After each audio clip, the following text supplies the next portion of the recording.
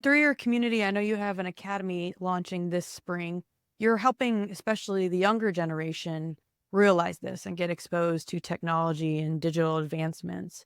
What does that programming look like for especially kids in their early formative years as they're getting exposed to what's available to them as they build their own purpose in their own career? From an academy perspective, we want to teach children, we want to teach people in underserved communities, no matter what age that they are, that there are opportunities available. We are in a global economy, and being nomadic and serving a data infrastructure space and being all data driven, it doesn't really matter if you're in Zanzibar in Africa or you're in Sao Paulo, Brazil, or San Francisco, California. You can work in this space, right? And you don't need to go to MIT and Yale to be an influencer or be a subject matter expert. As long as you've got the basic skill and a desire to learn something and contribute and question the norm, you've got a bright future ahead.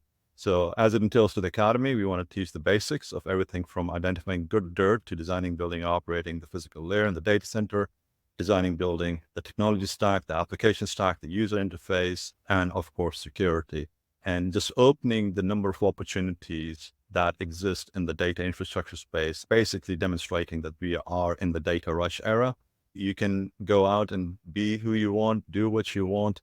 And there's a lot of wonderful stories, right? The world is totally evolved, and this is the beginning of time. So it's an opportunity for every culture, every person for that matter, globally to be engaged in some way, form, or shape. The challenge is and has been that it's been a very close-knit industry, that people don't talk about it, or we look like rocket scientists all the time. And that's not necessarily the case. So making it simple enough for people to understand, connect to, and have a platform that they can reach out and participate in, whereby they're not threatened by it. They don't feel that they're not smart enough. They don't feel like they don't have enough money to make that investment.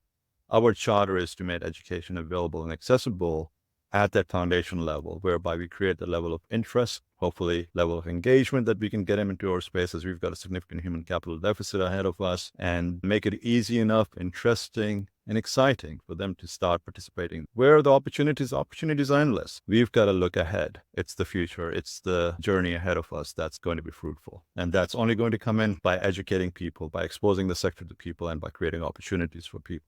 Well, and you're not specifically focused on the US. You've got this Correct. international perspective that I'm sure is very different when you think of a, 15-year-old kid in California versus a 15-year-old kid in another country and their exposures and different opinions of what technology is.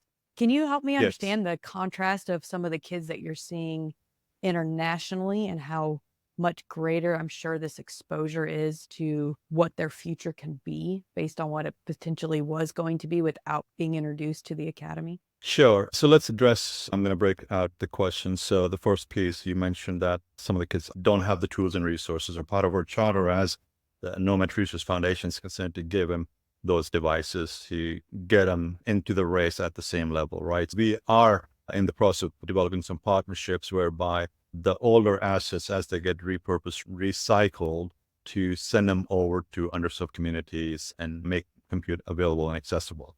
How do we bridge that gap? Bridging the gap is by providing an education platform, by providing those tools and resources, and getting them connectivity. So not everybody in the world today is connected, but I do firmly believe with all the developments, with all the initiatives globally, we are going to have this global internet bubble. And within the next 3 to 5 years, the entire world should be connected in some way, form, or shape.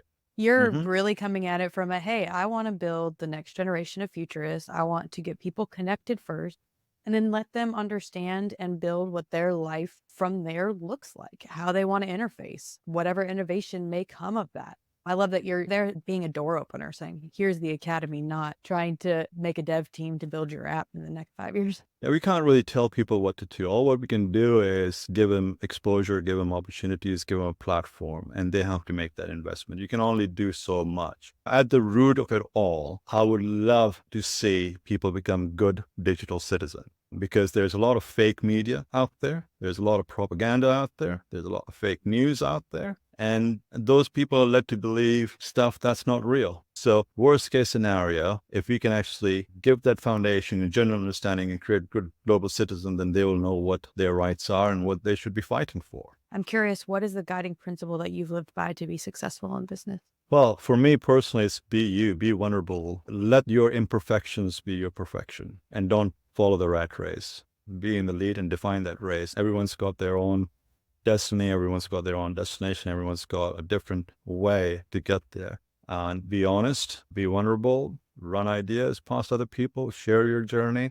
No one has the answer here, unfortunately. You are your answer, and that's your superpower.